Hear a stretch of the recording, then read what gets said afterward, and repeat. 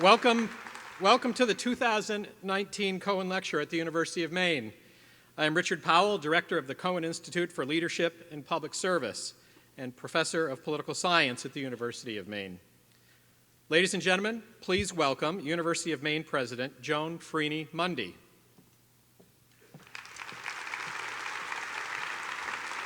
Secretary William Cohen. And Secretary John Kerry.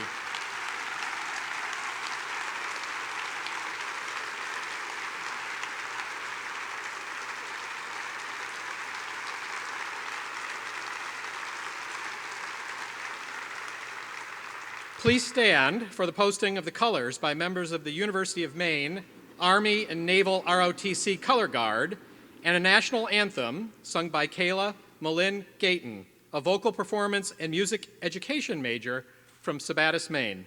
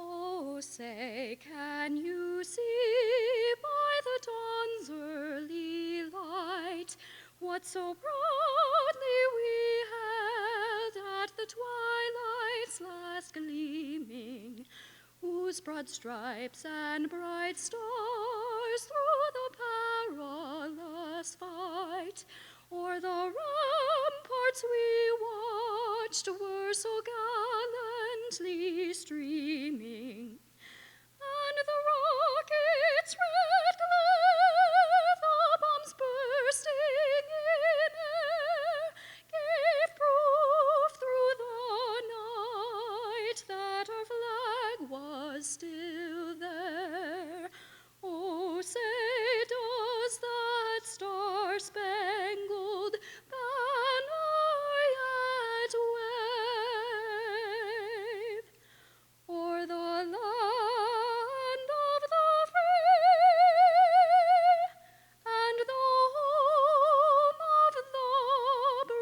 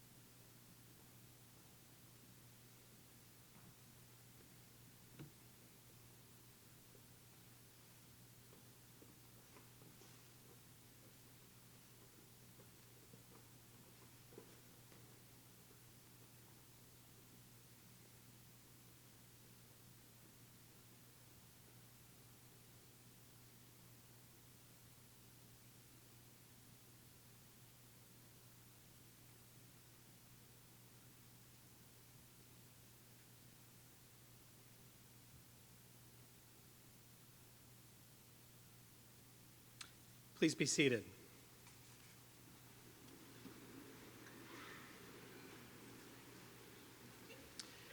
It is my distinct pleasure to introduce the president of the University of Maine and its regional campus, the University of Maine at Machias, Joan Freeney Mundy. Joan Freeney Mundy became the 21st president of U Maine in July 2018. In her first year, President Freeney Mundy initiated the strategic vision and values planning process for U Maine and UMM and led a University of Maine system process culminating in a 5-year strategic plan for research and development.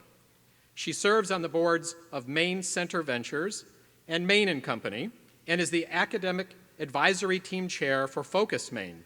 President Freeney Mundy serves on the strategic working team for Governor Mills' economic development plan and is a member of a mathematics standards review steering committee for the Maine Department of Education.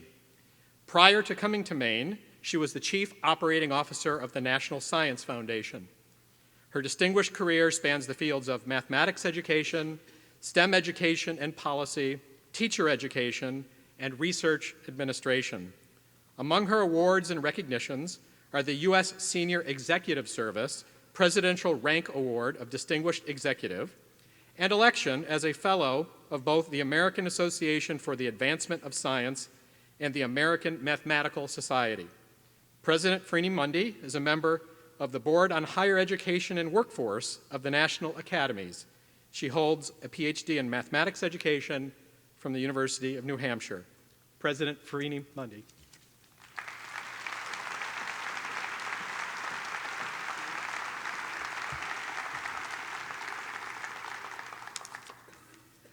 Good afternoon.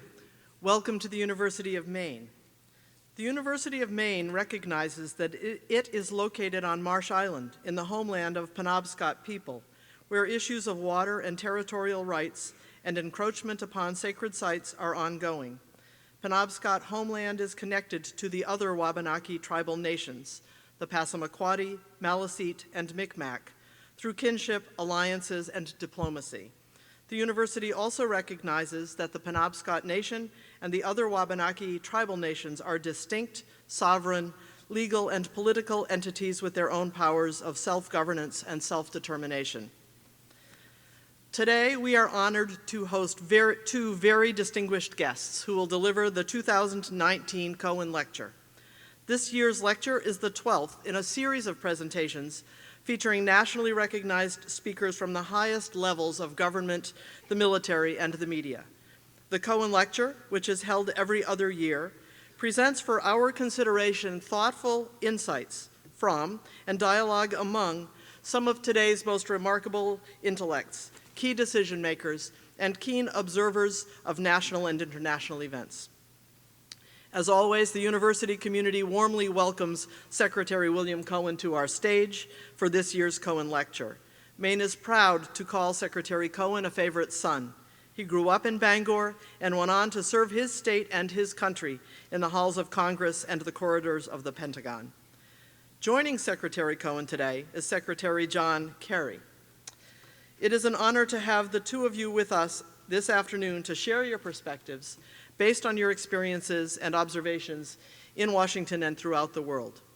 I invite you all to read about the exceptional careers of Secretary Cohen and Secretary Kerry in our program. I also would like to take a moment to speak about the importance of Secretary Cohen's leadership and legacy that are critical to the fabric of Maine's flagship university here in Orono. We are grateful for his lifelong example of leadership, which has been ethical, thoughtful, independent-minded, and above all else, civil. Upon retiring from public life, Secretary Cohen generously gave the University of Maine his papers, chronicling his 3 decades of public service. Today, those papers, known as the Cohen Archives, are housed in the state's largest library, the University of Maine's Raymond H. Fogler Library. In addition, Secretary Cohen lent his name and support to a center here at the university known as the William S. Cohen Institute for Leadership and Public Service. I am very proud of the work of the Cohen Institute, which recognizes the importance of educating future generations of young men and women destined for leadership roles in a variety of disciplines. Let me give you one example of the Institute's innovation and excellence. In 2015, the Cohen Institute created a May-term leadership course that is taught in Washington. Each year, approximately 15 students get the opportunity to learn from world-class leaders in a variety of fields. The students' experiences in Washington range from visits to the Pentagon and the halls of Congress to front-row seats at roundtables with the newsmakers of the day. And to top it all off is the inspiring and motivating interaction with Secretary Cohen. Last May, I was fortunate to visit Washington during the Leadership Studies course and had the honor of meeting Secretary Cohen and the opportunity to hear from our students about their extraordinary experience. Mr. Secretary, thank you for what you and your team at the Cohen Group make possible for our students and for everyone associated with the Cohen Institute. We appreciate the opportunity to partner with you to offer these outstanding opportunities in the true tradition of our state's Land, Sea, and Space Grant University. And now, it is my honor and pleasure to welcome Secretary Cohen once more to the University of Maine.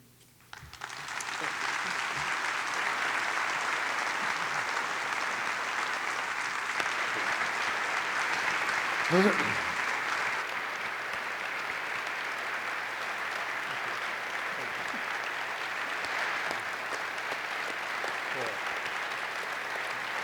Hey, Bill. Madam President, thank you very much for your remarks, and it is a pleasure to be back to the center once again. I have here 3 pages of notes about all of the people who are here that I've known from high school years through college and beyond. And they said if you do this, you'll take up most of the time that has been allotted for this particular session. So I'm going to forego it. Other than to introduce, I have a lot of older friends here from my high school years and beyond, but my youngest is Quinn Mishu. And Quinn is 12 years old. He is in 7th grade. He recently tore his ACL playing soccer. This less than a week ago, he had it operated on and has traveled all the way from Fort Kent to be here today. So I want to say welcome to all of my friends, my nephew Jim Beckwith and his bride April, and my niece Lisa Cohen, but to all of the friends I've made over the years and who have helped me throughout my career. And before we begin with Felicia Knight, one of the top reporters of my time, and who is now in the business of counseling companies on how to communicate, I want to say just a word about my friend, Secretary John Kerry. I invited him here for a specific reason. Number one, we served together for 11 years in the United States Senate, where we developed a very good friendship. Beyond that friendship, I wanted to cite him and to talk about a little bit about what's happening in our country today in terms of the split in our parties and in our country. And I would go back to something that has remained with me, well, for my life. And that is, I was very close to John McCain. I was the best man at his wedding way back in 1980. And he was a dear friend of mine. As you know, he was a prisoner of war for 5.5 years. He was tortured relentlessly during that time and refused to take early leave when his tormentors said, "You can leave early because of your father." I remember that very well, and I also remember John Kerry, who served in the Vietnam War, and I believe did at least 2 tours during that war before becoming a critic of it. But both men, having fought in Vietnam, both had different careers, one in the Navy and one in the Air Force. Both men could have carried out their lives holding an avowed hostility toward North Vietnam. Both men decided that was not in our national security interests. Both men joined together. John McCain, John Kerry joined together to say it's time for us to give diplomatic recognition to the country of Vietnam. As a result of that, we have not only benefited that country, but we have contributed to the national security of this country. And I wanted John to be here today because I think it's critically important that we talk about ways of reaching across the aisle. Secretary Kerry and I didn't always agree on issues, but when it came to the national security of this country, there was no difference. And so I wanted John to be here today to speak to you about issues affecting certainly our political system, our national security, and that encompass a broad array of issues. With that, I'm going to cease and desist and turn it over to Felicia. Thank you, Mr. Secretary. Thank you, Mr. Secretary, for being with us. The title of today's program is Defense and Diplomacy in an Uncertain World. Now, it could be argued that the world, as long as humankind has been a part of it, has always been uncertain. If we're talking about the Stone Age or the nuclear age, we are in an uncertain world. But we're going to talk about this time. Last time we gathered for the Cohen Institute lecture, the title was Assessing the First Year of an Unconventional Presidency.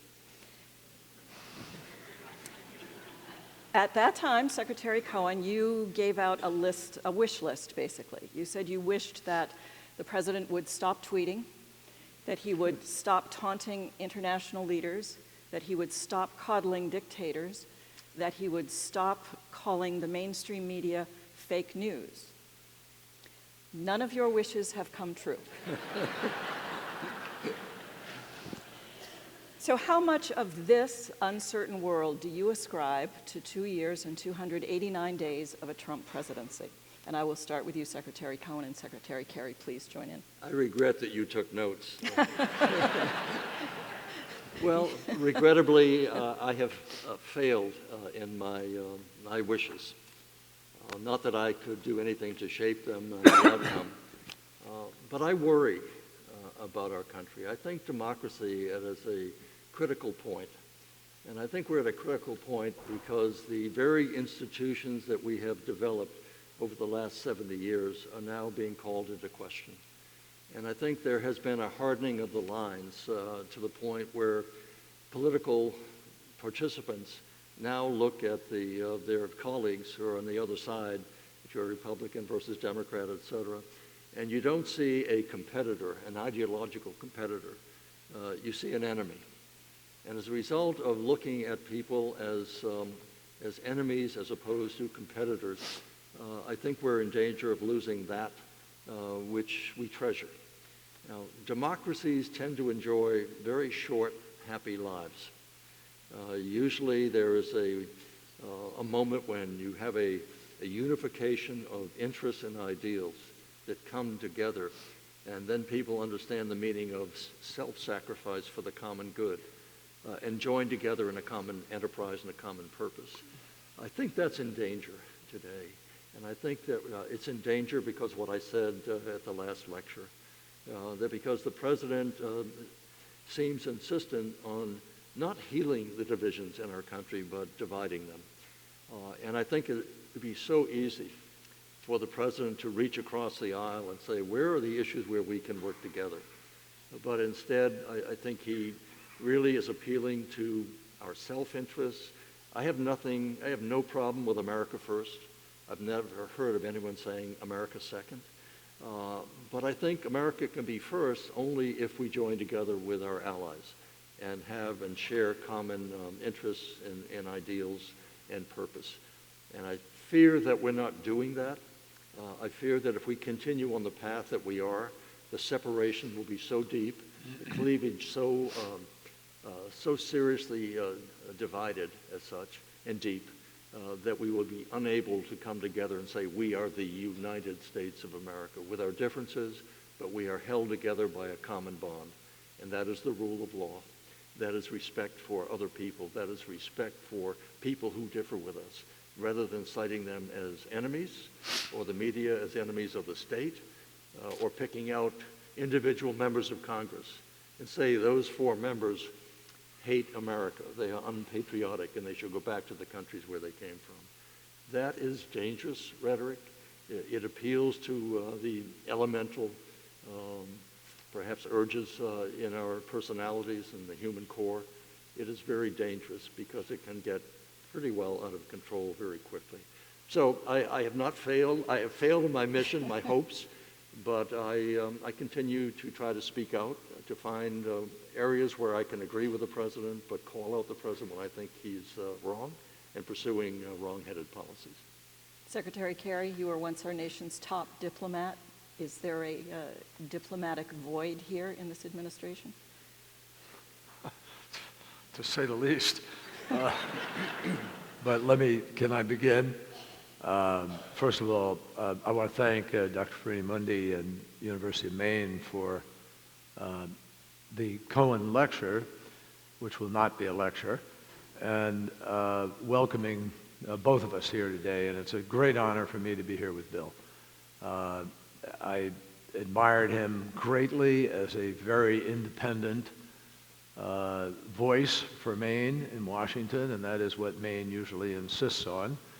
And has a great record.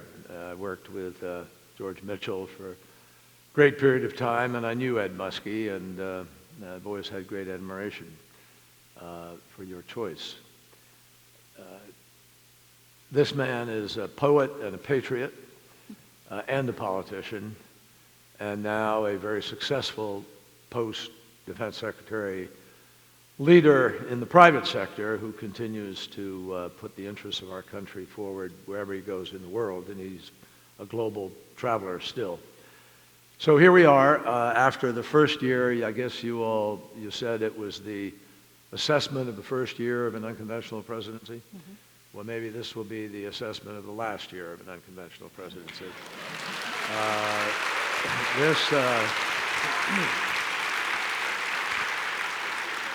And I regret saying that. Bill and I lived in a Senate, and I think this is what we want to talk about here, that was not cruelly partisan.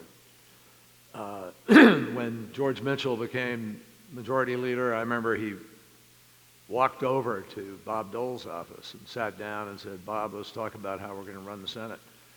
And they made a deal. They agreed. George said, "I'll never surprise you, and you never surprise me. We'll check in with each other every day, and I can promise you you'll never be ambushed while I'm the leader." And he wasn't. And the Senate worked. And it worked because of the quality of the personalities who were both leaders and the people who were there. We worked together. We didn't think about each other as Republican, Democrat, except when we were forced to by sort of externalities. But we really thought of ourselves as senators acting in the interests of our nation. And we would go out to dinner together. I can remember being at a dinner at Ted Kennedy's house, and Orrin Hatch, conservative from Utah, was there. Mac Mathias, Republican from Maryland. John Warner, Republican from Virginia. We'd sit around, I'm sure, Bill, we'd laugh, we'd talk, we'd share stories, family. We'd go to the Senate the next day, and we'd do the nation's business. And often, things would grow out of those kinds of dinners and meetings. We are, I hate to say this to all of you, I've spent a lifetime from the time I left university and enlisted in the United States military till today. Almost all my life has been public service. And I've learned over those years patriotism can be defined in many different ways, and we need to remember that. Today, it needs to be defined by those of us who are determined to adhere to what this country is really all about. We are in serious trouble, folks. Nothing we can't cure, but we are in trouble. First of all, there is just way too much big money, mostly corporate, but big money in American politics. And we have to get it out and restore the voice of the average American. And the average American is not represented I used to be on the finance committee. The tax code would go from the floor here up above my head, thousands of pages. How many of you in this room have your own page in the American tax code? But I got news for you. There are tens of thousands of pages where people have bought their pages. And that's what's happening in America today. The anger that people feel is not inappropriate. When you think of the anger that came out of 2008 and the failure of the banking system and the scaling down of dreams and the scaling down of income and the scaling down of capacity, and some people went back to work for less money or less work or no work, and there's still people in our economy feeling this today. And yet, 51% of all the income of our nation goes to 1% of our fellow citizens. That is not a political equation socially, structurally, that can work for the long run. It just doesn't, folks. And people know it. The average person in our country knows this today. They feel that something's wrong. And if you look behind that, we don't even have a genuine, fully democratic general election in our nation because we scheme it ahead of time with gerrymandering, so we lock off the ability of certain people to be able to run in certain districts, and that's undemocratic. So when you look at where America is today, I used to be, as you said in the introduction, the top diplomat. I was trying to argue in favor of democracy wherever I went. But it's hard to say to the prime minister or president of another country, you got to get your budget straightened out, when we haven't passed one budget in 10 years. We don't have a regular order anymore, as our friend John McCain used to rail about. It isn't working. It's dysfunctional. And it's not dysfunctional because the rules have changed. It's dysfunctional because the people have changed. So you have to hold them accountable. I just close by reminding everybody of this. When Ben Franklin walked down the steps of Constitution Hall after they labored into that summer night when they finished our Constitution, the crowd had assembled outside the hall. And a woman shouted at him, "Tell us, Dr. Franklin, what do we have? A monarchy or a republic?" And he looked at her and he said, "A republic, if you can keep it. If you can keep it." It's up to us, folks. That's the bottom line. We can't go home and complain. We can't whine on our teacup. We can't, moan about this. It's up to us. And I'll tell you what happened in 2016. 9% of Barack Obama's vote went to Trump because of the anger. 7% of his vote didn't even bother to come out. That's a 15% deficit the day you begin. The lowest turnout in the United States in 20 years. When I ran in 2004, the turnout was 62.1%. When Obama got elected 4 years later, the turnout was 63.7%. Get it? And do you know what the youth turnout was? With all of the issues that the young people of our country have to fight for, the youth turnout in 2016 was 19%. It went up to 31 2 years later when the House was taken back, but 31 still means that 69% aren't voting. So I got to tell you, this is a moment for all of us to do a little gut check, to think about why America is really different, and how we are going to redefine the future by taking it back, by actually making our own democracy work. That's what we owe the world, and that's certainly what we owe the next generation. So you've brought up some very cogent points regarding how the political system has brought us to where we are today, and how the nation's mood has brought us to where we are today. So let's talk about some of the defense and diplomacy issues that are facing us. And I'd like to begin with Syria. The president announced he was pulling out of Syria. Many people saw this as an abandonment of our allies, the Kurds. This allowed an invasion by Turkey. And we have a situation now, and I will ask you, and I'll start again with you, Secretary Kerry, and Secretary Cohen weigh in. How difficult is it now when we're dealing with our other allies, if they look and see, we made an agreement, we made a pledge, we made a promise, and then we said, never mind? Well, it's created consternation among nations, particularly in the Middle East. The calculation for a number of nations there is now one of doubt. President Trump railed about the attacks against Saudi Arabia and talked about how he was going to take on Iran in that context. I think wiser people prevailed in the end, but it's a shame that he was so out front leading it, because it raised expectations, and then, of course, nothing took place. That attack has changed the calculation of a number of our friends in the region, the Emirates, the Saudi Arabians, Kuwaitis, others are all wondering. And frankly, our friend Israel is left out there also wondering. Now, Israel has has always made the decision it needs to be able to defend itself by itself. That's a fundamental decision. But they've always benefited by virtue of the notion that the United States would in fact also be there. It's been a sort of plus up. That has been also put in doubt. But more to the point, we worked really hard. I built, frankly, on the experience of my friend Jim Baker, who put together a terrific coalition when we did Desert Storm. And when we saw ISIS moving across Syria, we knew we had to move. President Obama immediately ordered bombing on Mount Sinjar to begin to knock them back while we bought the time to mobilize the coalition. And we got 68 countries together that counted on us and on our leadership. Critical to our ability to destroy ISIS was our ability to work with the Kurds. Turkey did not close the border. And we noticed a massive amount of oil going back out of Syria and Iraq into Turkey, where it was sold on the black market, and it came back funding terrorism.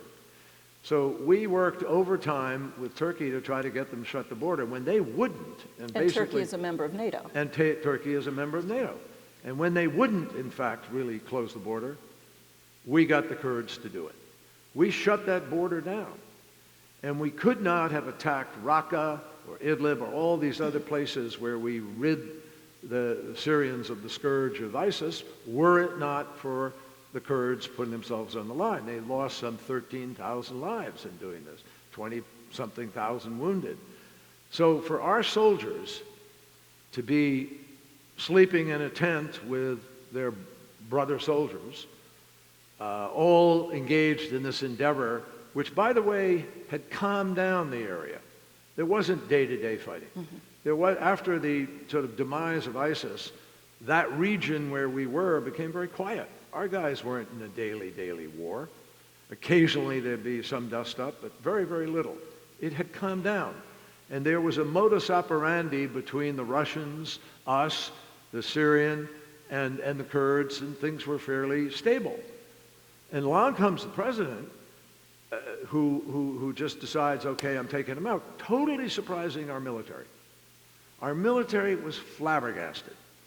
And you all saw, the spectacle of the American flag in retreat, one day's notice, and our guys going out being pelted by potatoes and rocks and other things, represented for them a kind of betrayal that is going to stick with every single one of our soldiers for the rest of their lives. And it's a loss of credibility to us in the region. It has handed over the northern part of Syria, the bridge to Iran. It has handed it over to a combination of Turkey and of Russia and of Iran and of Assad. That is not by any definition an equation that advantages the security interests of the United States of America. Secretary Cohen is a former Secretary of Defense. We know we have civilian control of the military in this country, but you have some issues with the way that control was exerted in this instance. Let me just pick up on what Secretary Kerry has just said. The Chinese strategist Sun Tzu said that if you have a strategy but no tactics, that's the long road to victory. If you have tactics without a strategy, that's the noise before defeat. When you take a step, it should be consistent with having a strategy not only for the region, but for globally. Because the action that we took in Syria is going to affect our relationships all around the globe. They will affect how China calculates how far they can push us in the South China Sea, or how much they can curb the NBA from what it has to say about what's taking place in Hong Kong. Because they say, wait a minute, this is the United States. You have President Erdogan. He calls the President of the United States and says, get out of our way. We're coming into Syria. And the President says, okay, go ahead. There was not only no strategy involved, but it tactically was a disaster for us. Now, the president has made a campaign pledge, and some campaign pledges should be, defeated as such, or rejected, or reneged upon. Not all campaign pledges should be abided by because they're made in order to appeal to the base of the respective parties. I'll give you one quick example. President Carter, he campaigned way back when, in the 70s, but he campaigned on the issue that he was going to pull all of our 5,000 troops out of South Korea. I went to South Korea and met with the South Korean president along with Senator Sam Nunn, Senator Gary Hart, and Senator John Glenn. And we met with him, and he said, if you pull 5,000 troops out, you're going to send a signal to the north. They are likely to attack us, and we're going to be in a full-scale war. We went back to the White House. We met with President Carter, who was pretty, tough-minded. And he listened to us, and he said, I'm going to take it into consideration, and he reversed his campaign pledge and didn't pull the 5,000 out. So that is what you expect of a president, to look at the global implications as well as the tactical ones at that time.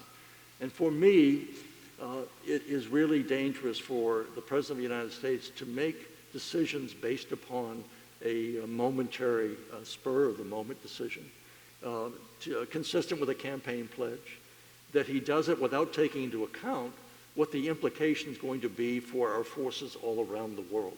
I've had a number of leaders come from the Middle East to see me. I was just there about 3 weeks ago, and they basically said, we don't trust you anymore. And what are they doing in the Middle East? Some of these countries that have been our allies, they're now looking to Russia and to China, because they know those autocratic systems, those governments, will defend them no matter what they say or do. So to me, when you bypass the institutions that have been set up, the State Department, the Defense Department, the intelligence community, when you bypass all of that and say, I know more than the generals, I know more than the State Department, the diplomats, I know more than everybody, and I'll make the decisions, then you're veering into one-man rule. And that, I think, is very dangerous for our country, because if there's anything that our founders said, basically they said this: someone must be entrusted with power, but nobody can be trusted with power. That is the essential founding sentiment of this country. We have to trust someone.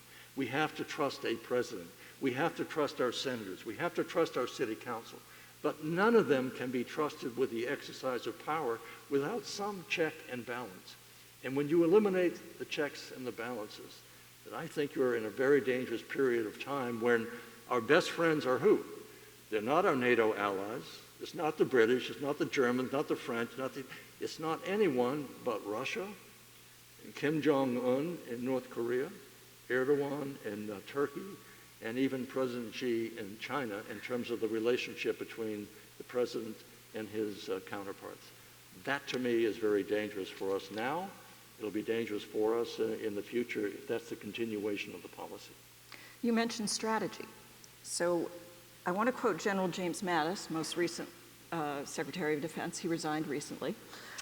General Mattis said in January of 2015, testifying before the Senate Armed Services Committee, he said that the U.S. is not adapting to changed circumstances in the Mideast and must come out of our reactive crouch. He said we need a refreshed national strategy, and said that the United States was instead reacting to daily occurrences, and that we were notifying the enemy in advance of our withdrawal dates and declaring certain capabilities are off the table.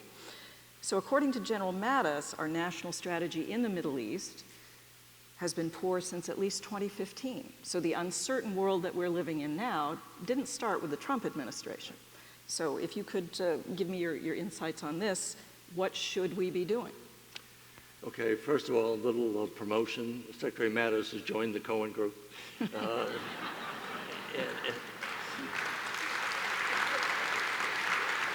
And he has done so because he shares the same basic values that we do in the group, and the same kind of global worldview that we share.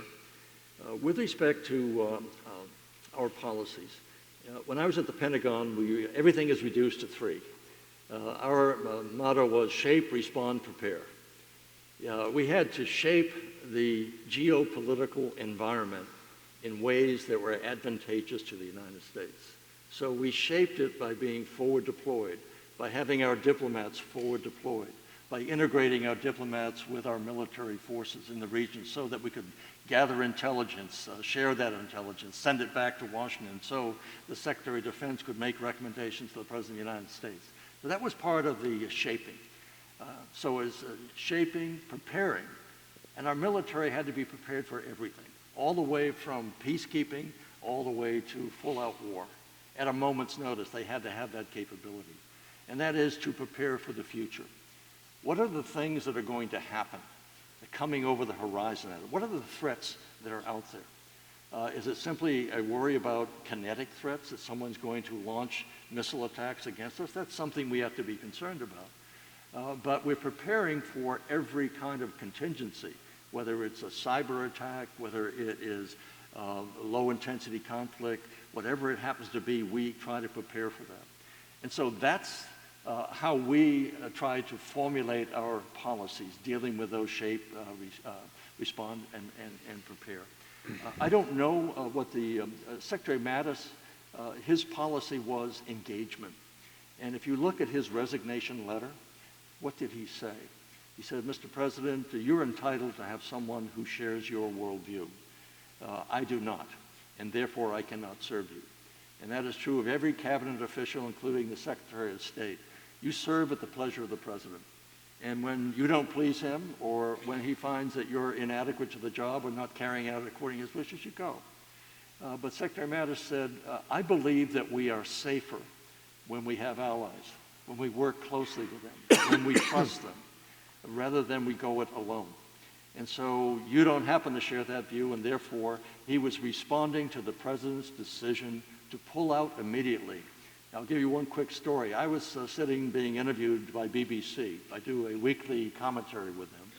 And I was sitting behind the table, and Katty Kay, who was doing the interview, she was getting ready to go on. The camera was on. They slipped me a note saying, President Trump has just ordered the complete withdrawal of all of our troops out of Syria.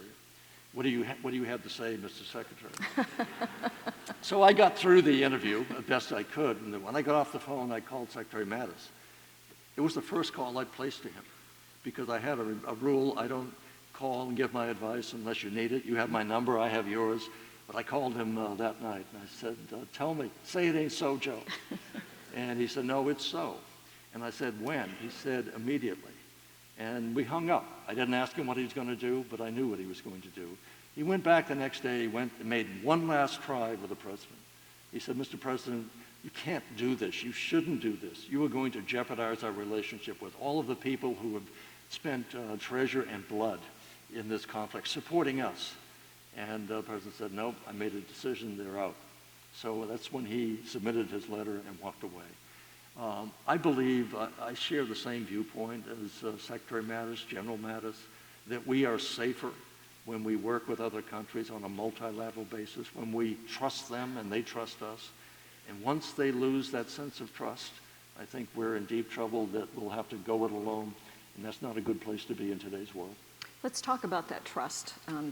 Secretary Kerry, if you could address this. We're at the 30th anniversary of the fall of the wall in Berlin, if you can believe that, 30 years ago. And on that occasion, former Soviet leader Gorbachev has been giving a number of interviews, and he recently said that the relationships between the West and Russia are dangerously low. It's at an all-time low. And he said this is a colossal danger due to the threat of nuclear war. Now, Trump and Putin both seem perfectly happy to walk away from START, an agreement that you spent a great deal of time negotiating with Iran has been abandoned. Treaties seem to have always had the gravitas of being something that once you have signed your name to it, once the Senate has approved it, once countries have come together to put their names, if you will, on the line, that a treaty is sacrosanct, and you do observe whether or not both sides are, you verify if they are maintaining that treaty. When we just walk away from them, again, diplomatically, strategically, geopolitically, where does that leave us? Alone. isolated, less strong, obviously more vulnerable. I mean, the consequence of pulling out of the Iran nuclear agreement, which got rid of Iran's ability to have a nuclear weapon. I mean, it did what it was set out, what it set out to do. It's the strongest nuclear agreement that we have on our planet. Why? Because it had 130 additional inspectors on the ground there. It has television cameras and radio seals on their centrifuges, which enrich their uranium. It had them destroy their plutonium reactor, utterly destroy it. They had to destroy 22,000 centrifuges and take them down from 27,000 to 5,000. I mean, this is, and they have to sign on to something called the Additional Protocol, that is an agreement to allow inspections on challenge that came out of the failure of the Clinton administration with the so-called Framework Agreement in North Korea during the 1990s. So the Additional Protocol gave us the ability to say, we think something's going on in this building. We're going to inspect it. And if within 20 days we hadn't inspected, 28 days, every one of the sanctions came back automatically. They were limited to enrichment to 3.67% and to only 300 kilograms of enriched material. We inspected that every day. As Bill knows, you can't make a bomb at 3.67% and with only 300 kilograms. So we had stopped them. Who broke the deal? President Trump broke the deal. And then basically declared economic war against them by taking away from them the very essence of what the deal was about. You get rid of all this stuff, you get to have some commerce and begin to have an economy. And our hope was that over the next 10, 15 years, we could move Iran away from this craziness in the Gulf. We would move on, this is strategy, strategic. We would now negotiate with a nuclear weapon off the table. We would go negotiate Yemen, Hezbollah, the threats against Israel, the missile program, the transfer of weapons, all of which we knew were problems, but all of which we kept the sanctions in place on those things throughout the negotiation. We never took them away.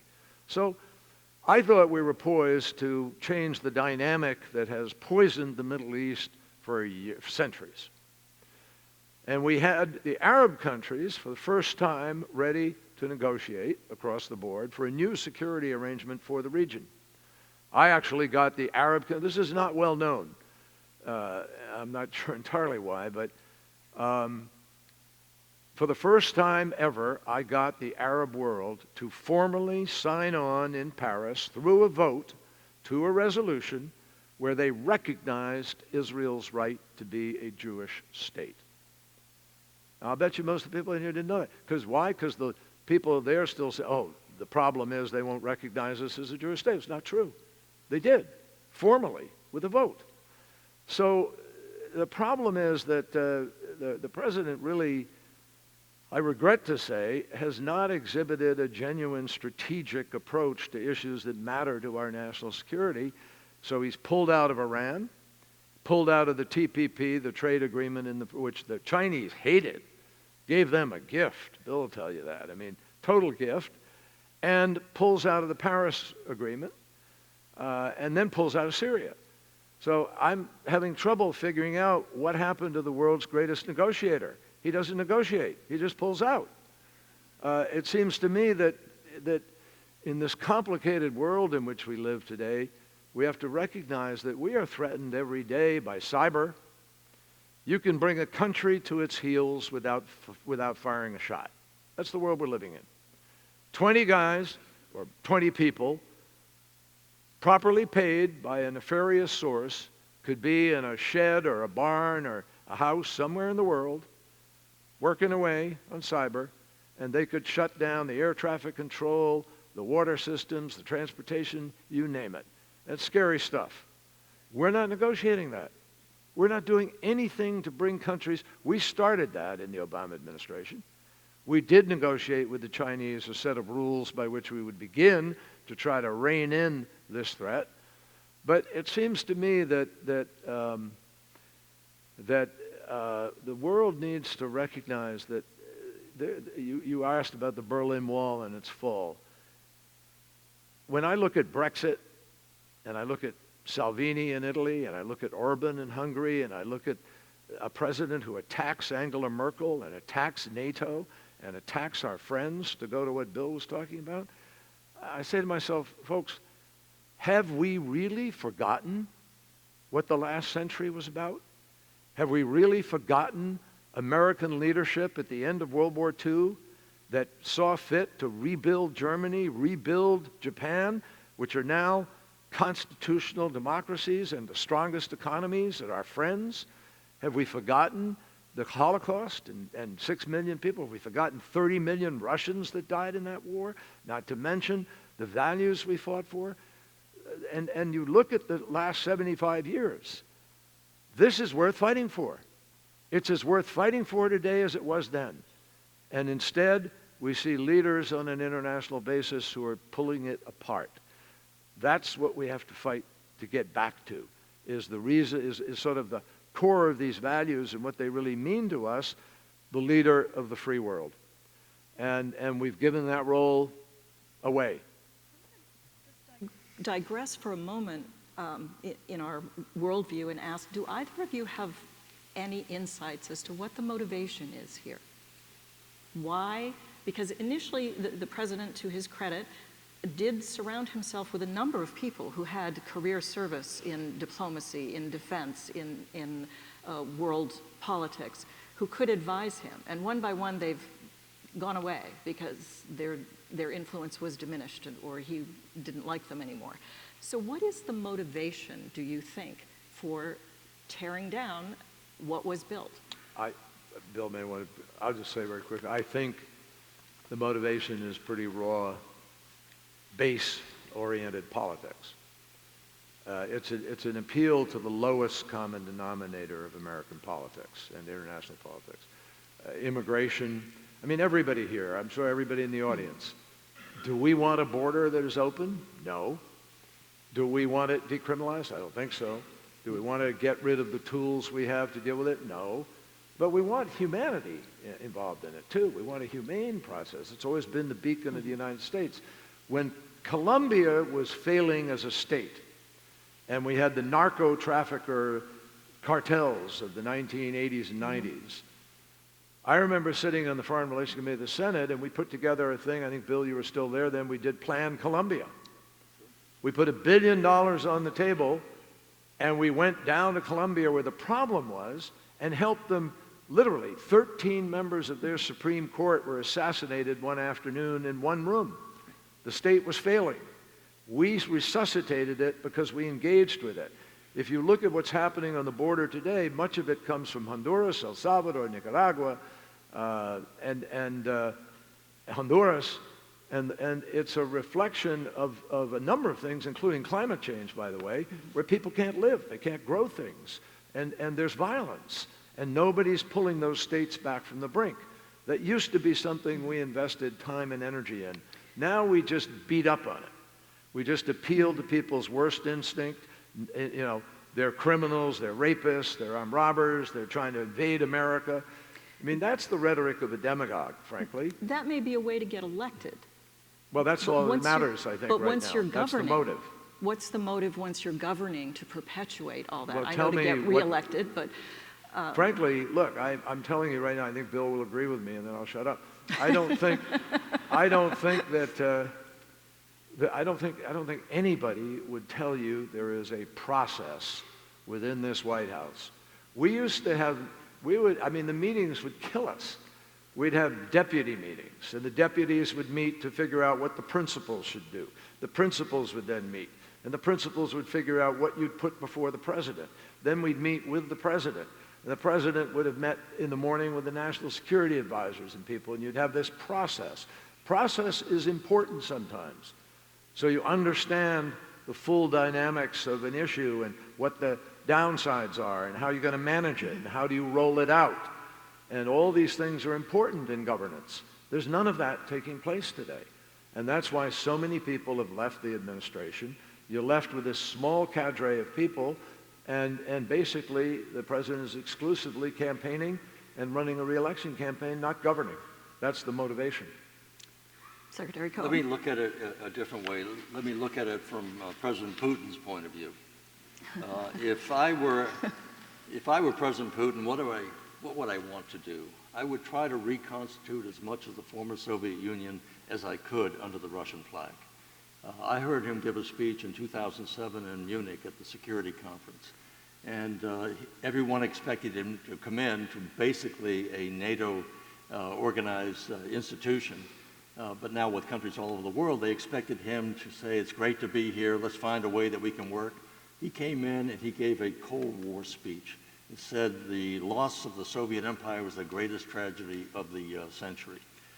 So everybody was stunned by that. So what does President Putin want? He comes out in favor of Brexit. Why? So that's the beginning, perhaps, of the unraveling of the EU. If they can do it in England, what's to prevent the Scots from doing it? What's to prevent the Spanish from doing it? You go down the line, or the Italians and anyone else. So if I can pull Brexit, if I can encourage them to break away from the EU, that may start the unraveling. I would attack the EU. Why? Because Ukraine and Poland, especially Ukraine, Poland's in. Ukraine wants to get into the EU. I don't want that. I don't want to have Ukraine anywhere near the EU, and certainly not part of NATO. By the way, I'd like to undermine NATO itself by saying that it's irrelevant today in this new world and we ought to disband it. I would then sow dissension in the United States by attacking it with cyber attacks. I would undercut the credibility of the intelligence community. I would do all of these things and then make the American people confused as to what is true and what is false. Okay, that's his motivation. What is the President of the United States' motivation? Well, he's come out in favor of Brexit. He attacked, one of the first things he did was say that NATO was irrelevant and obsolete. He thought that the EU was an unbounded bureaucracy that's stifling economic progress throughout Europe, ignoring what the impact of that would be in terms of the cohesion of the European countries. He has attacked the credibility of our intelligence community. I've said this publicly, so it's not news. When the president went over to Helsinki and he stood next to President Putin, and a reporter asked the president, President Trump, did you ask President Putin whether he attacked our country? And he said, oh, I asked him, and he denied it. President Putin denied it, and I agree, I accept his denial. And he threw our intelligence community under the bus in that particular case, saying they were not credible, but President Putin was. I was stunned by that. I think the intelligence community was stunned by that. And he's done it on several occasions, saying, I don't have any faith in our own intelligence community. I don't believe the CIA. I don't believe the FBI. I don't believe any of the information they're giving me at this point until it serves my interests. And so he's attacked the intelligence community. He has sidelined Congress as a check against his potential abuse of power. Congress, the Senate in particular, John and I served in the Senate together. We used to have something called advice and consent. The president would have to appoint cabinet officials and major officials come to the Senate for confirmation, advice and consent. They don't do that anymore. Why? The president just appoints acting members of the cabinet. I can appoint an acting member. He doesn't have to go for confirmation. He doesn't have to stay. I can pull him out, put somebody else in, and then I can ignore him without any repercussions. So we're looking that he is doing this because I believe in his own mind, and again, I'm not into the psychopathology of all of this, but in his own mind, he thinks that America has been taken advantage of ever since World War II. That every deal that's ever been negotiated, any treaty that's ever been adopted has been a bad deal for us. And he believes that only he can reverse this. And he can't do it with the consultation of the established institutions, through the intelligence community, through the Secretary of State, the State Department, through the Defense Department. He has gone completely around all of them. Most recently, and let's come back to something I think is very much on your minds, what happened in terms of Ukraine. Here is where I'm perhaps most upset, that the President of the United States would eliminate all of the professionals, people who have dedicated their lives, 30 years of their life to public service, get them out of the way, say, I don't have any confidence in that ambassador to Ukraine. She's trouble. Let's get her out of the way.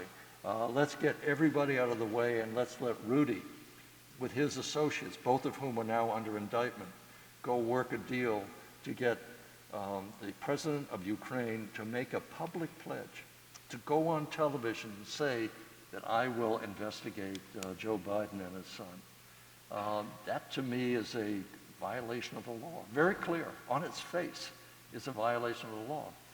We talk about quid pro quo. It's real simple. I majored in Latin when I was in school. It's something for something. I got something here that you want, but you got something that I want. And I'll give you this something called $400 million so you can purchase the equipment needed to defend yourself against Russia if you start an investigation into one of my potential opponents in 2020. Boy, and I want a public admission. I want a public declaration of this. That to me is not only quid pro quo in a very classic sense. It's res ipsa loquitur. That's the thing speaks for itself. It speaks for itself in the document that was released, the partial reconstruction of a phone conversation that was had between the President of the United States and the President of Ukraine. Looking at that, what has been released, without the, as John was talking earlier, the ellipses, you know, the dot, dot, dot. Whenever you see that, beware. It's sort of what happened during the Watergate period when President Nixon submitted the edited transcripts. It said, swear words we have. Expletive deleted. Expletives deleted. Expletives deleted and material irrelevant to the investigation omitted. Well, who was to decide what was irrelevant? And expletives sometimes give you some insight. They tell you whether you were serious, whether you were not serious, whether you were really nasty about it, you wanted, I want you to get those people, I want that enemies list. How much is it going to take? $1 million? We can get it. All of those things become important that you see and read. So on the face of it, I would say that the president has committed an act which violates the criminal law. You don't need to have a violation of criminal law to have an impeachable offense. What is required is for the country, through its representatives, to look at all the evidence and saying, is this conduct that is consistent with the virtues that we hold near and dear of rule of law, openness, transparency, and honesty? Is that the kind of conduct that we look up to and hold our president saying, you're the president of the United States and we support you? Or is it something where we're lowering the bar saying, doesn't matter, it wasn't that serious, it was just a phone call? We always bargain with other countries to clean up their act. No, we don't. We bargain with them to clean up their act on a governmental basis so that we can take our money and our tax dollars and invest it wisely in another country. We never go to another country and say, can you help me out on my campaign and dig up some dirt on a potential opponent? That's not acceptable, whether you're a Republican or a Democrat. To me, my life has been devoted to the rule of law. That's what keeps the law of the jungle back. If you don't have the rule of law, you have the law of rule. And that's something I don't think this country wants to adopt.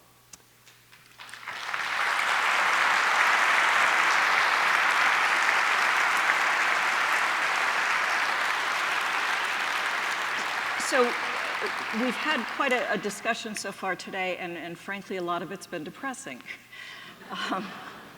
So I would like to end on a lighter note and a lighter question. You mentioned your guest here today, Quinn Michaud. He's 12 years old. We're on a university campus. We spoke to some young people earlier today in the Cohen Institute.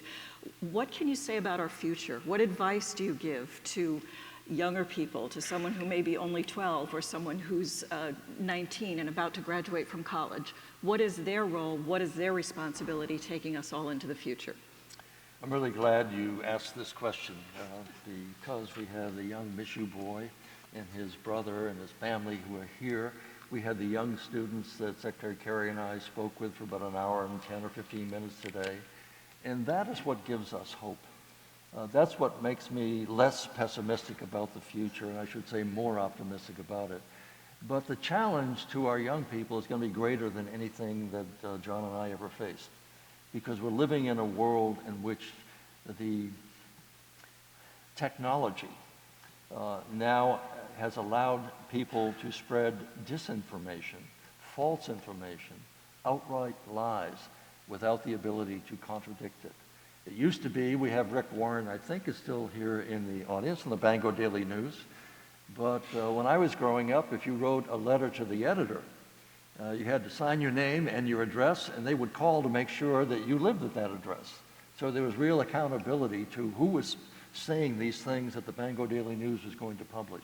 And that abided to the New York Times and all the major networks, newspapers and the networks that we had 3 at that time. And so it was easier, but now it's harder. The notion that we have to contend now, the young people have to contend with a world in which the line between what is true and false has become almost imperceptible. The technology allows you to put out false information that looks real, in which you can have lies repeated over and over. And I made this statement the other day on CNN with Christiane Amanpour. I suggested that everybody go back and read 1984, George Orwell's 1984, because that's the world that we're looking at in the future if we don't change what's happening. And in that novel, he talked about the ministry of truth. And the ministry of truth would put out lies every day. And a lie repeated every day becomes accepted as the truth. So that love really was hate, that ignorance really was wisdom, that peace really was war, and 2 + 2 = 5. That's what George Orwell was warning us about in terms of a totalitarian type of government, where you have Big Brother, the voice coming out, emanating from Washington, from any capital, repeating lie after lie after lie in order to control the minds of the population. And so I would say it's going to be more difficult, but we're also more educated today. When I see the young people coming out of the university who work in our offices and see the young people coming, they're more worldly, they're more well-traveled, they're higher educated in terms of speaking multiple languages. John, I think, speaks at least 4. And so he's an exception. But they're more and more, they have more information available to them at any time in the history of mankind. So the potential is there. The question is, do we have the will to hold on to what John was quoting before in terms of, we have a republic, Benjamin Franklin, if we care to keep it. It's going to be more difficult, but I think we have a better chance with more educated people coming up and making the determination that we have a democracy that we have to keep, that we have a republic to keep, that we don't want one-man rule. We want to make sure that we have checks and balances. And if we make that commitment, then I think that the history of democracies, which I said before, is pretty short, but we have a chance of extending it well into the future. And a final word from you, Secretary Kerry, briefly. Well, I'm privileged to add to what I think is an extremely cogent and important statement, and whether it's for the young folks here or everybody else here, beyond your Patriots depression. The New England Patriots New depression. England Patriots depression. I want you to step back and think about sort of the big picture, because I genuinely am optimistic about the possibilities of the future. I really am. And you might say, well, why? I mean, we got all this unfinished business and stuff. I'll tell you, President Kennedy reminded all of us that almost every problem we face on this planet is human created. And other than an earthquake or a tsunami, volcano, the problems we face are human created. I've never met a child 3.5 years old, 3 years old, who hates anybody.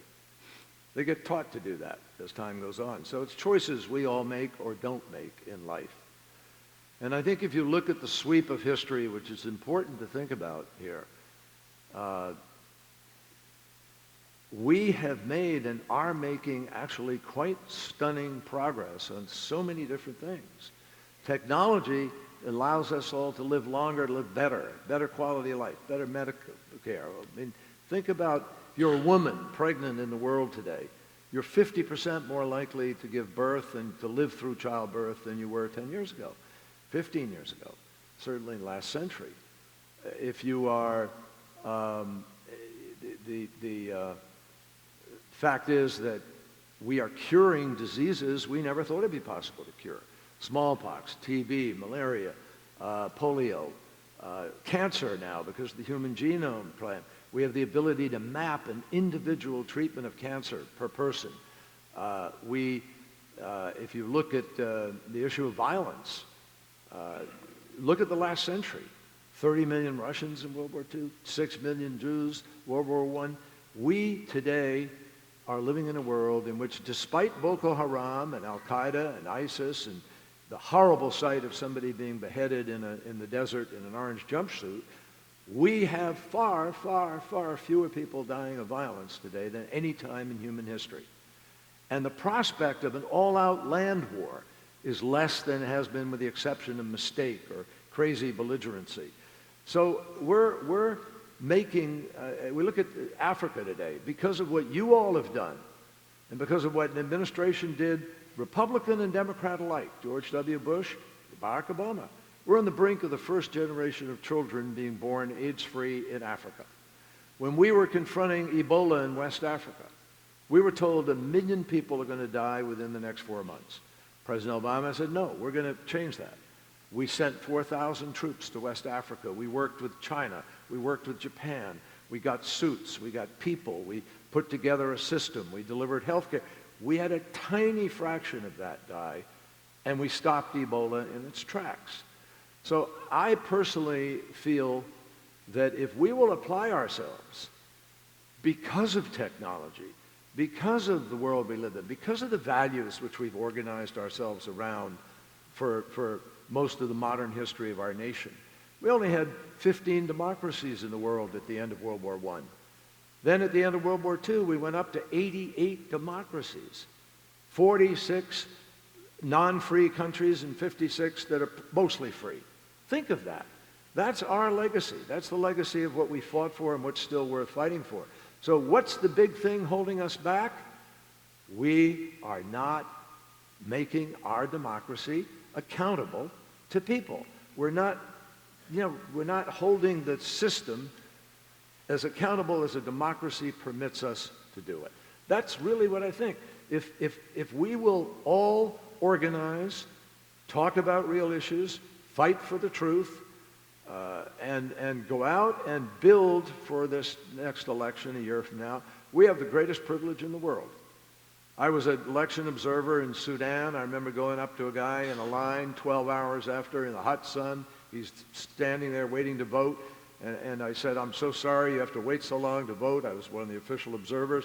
He said to me, are you kidding? I've waited 50 years to vote. I'll vote.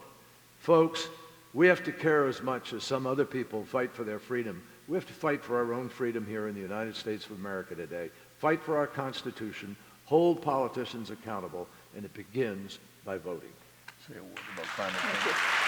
Say a word about climate change. All right. You asked me, okay. You asked me. Okay. Yeah.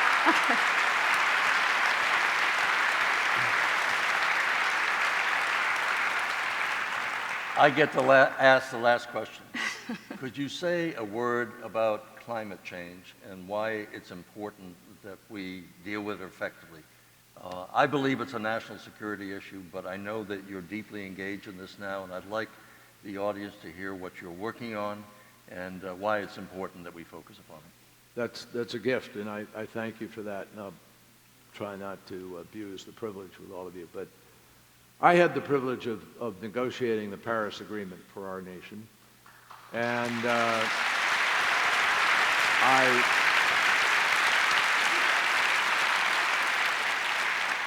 in fact, that journey began way back when I was Lieutenant Governor of Massachusetts, and I worked on acid rain, and then subsequently went to the Senate in the 1980s. And Al Gore, myself, Bill, Tim Worth, Jack Hines, Frank Lautenberg, there were a group of us. John Warner became deeply involved in working on the climate issue. And I've worked on it ever since. I was in Kyoto, I was in most of the conferences. And when I became Secretary of State, I went to China and I negotiated with President Xi, because China had been opposed to working with us or anybody. They were defending the rights of the less developed world not to be involved. And so I knew there is no way we will ever get this done if we don't bring the whole world to the table. So we worked with the Chinese for a year, and 1 year later, President Obama stood up with President Xi in Beijing and announced, we're going to both reduce our emissions. We're joining together. We're going to go to Paris and try and make it successful. So we passed Paris. But here's the deal, folks. When we passed Paris, we knew we were not promising the world we could hold the Earth's temperature increase to 2 degrees centigrade, let alone 1.5. Right. What we were doing was sending a message to the marketplace, the global marketplace. 196 countries are all together going to try to reduce emissions simultaneously. That's the biggest market the world has ever seen. 4 to 5 billion users today, going up to 9 billion users in the next 30 years, and it's an opportunity for extraordinary economic growth and development. But Paris, if you did everything we set out to do in Paris, I regret to tell you, this Earth of ours will warm to 3.7 degrees or more no matter what, just if we did Paris. So we can't just talk about Paris now.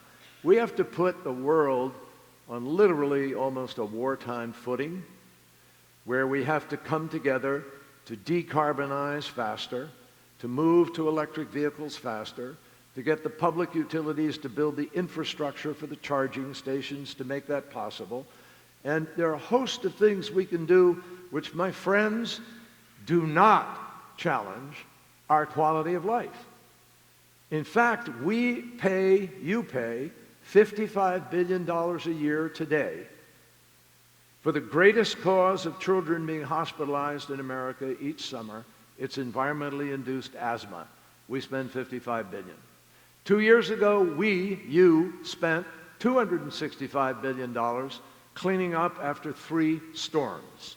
Harvey dropped more water on Houston in 5 days than goes over Niagara Falls in a year. It destroyed Puerto Rico, and it had the first sustained hurricane, Irma, with 185-mile-an-hour winds for 24 hours until we had Dorian this year. Bottom line, folks, all the feedback loops are now accelerated. Things are coming at us faster than we ever imagined. The Arctic is melting 4 times faster than it was 10 years ago. The Arctic was above freezing in February of last year. Now, I can run a list of things. I'm not going to bore you with them. I'm just going to tell you this. We have about a 12-year period to try to avoid the worst damages. This is actually a plus for our economy. If we were to build the capacity in our country, we don't even have a grid in America. You can't connect the Northeast to the Southwest and sell energy from a place where it's sunny or a place where it's windy to another place where it isn't. How can we, the country that went to the moon, that invented the internet, that has all of our technology capacity, not be focused with intensity on providing insurance for planet Earth that we're going to do what's necessary to get out of this fix? I think it's the greatest market opportunity to create jobs we've ever seen. It's an opportunity to have better health, less cancer, breathe cleaner air. It's an opportunity to have greater security on a global basis. And if we don't do this, global refugees will be moving around the planet. If you think migration in Europe changed politics, wait till you see climate migration. Wait till you see what happens as the glaciers continue to melt in the great rivers of the world that feed people, like Ganges and the Yellow River and the Yangtze River and the Mekong River, and run the list of them as they dry or change their course. So this is the great challenge. And what I am 100% honest when I tell you, this is an opportunity to create jobs, boost our economy. Energy policy is the solution to climate change. We just need to get 25 days, 30 days of battery storage, and we've solved the problem. Maybe Bill Gates and his ventures right now, where he's working on new fuels. Maybe the next Sergey Brin. We're going to find a way to take carbon dioxide out of the atmosphere. I was in Iceland a week ago. Iceland is 100% renewable. Why? Geothermal and hydro. And they're now taking carbon dioxide and putting it into the basalt, mixing it with fluid, it turns into stone. I mean, there are all kinds of The technology University of Maine possibilities does here, deepwater folks. offshore wind. Terrific stuff at the University of Maine. So, my friends, we should not be scared of this. We should embrace this as the greatest economic, health, security opportunity for a transformation in our nation. We can do it without going backwards, without losing quality of life, but we have to do it. And in a few weeks, I'm going to be announcing, together with some major players, Arnold Schwarzenegger, Governor of California, Christy Todd Whitman, former Governor of New Jersey, both Republicans, together with Dr. Ernie Moniz, who was the Energy Secretary on the Democrat side. We've brought former presidents together, people across the board from every walk of life are going to hopefully join together to guarantee that next year we're going to have the greatest vote in the history of our nation to restore our democracy and do it partly by making climate a voting issue. If we do that, we win the future.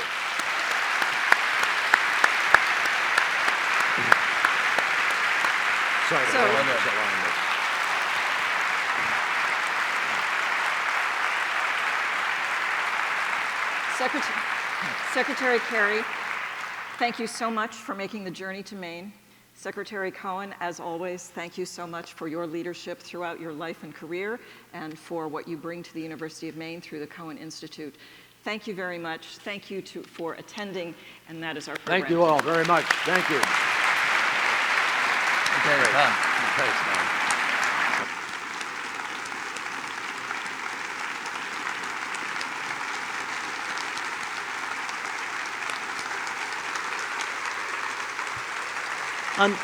On behalf, thank you. Secretary Kerry, Secretary Cohen, on behalf of the University of Maine and the Cohen Institute, please accept our heartfelt thanks for sharing your vision, your leadership, your statespersonship with us today, and in appreciation, please accept these gifts.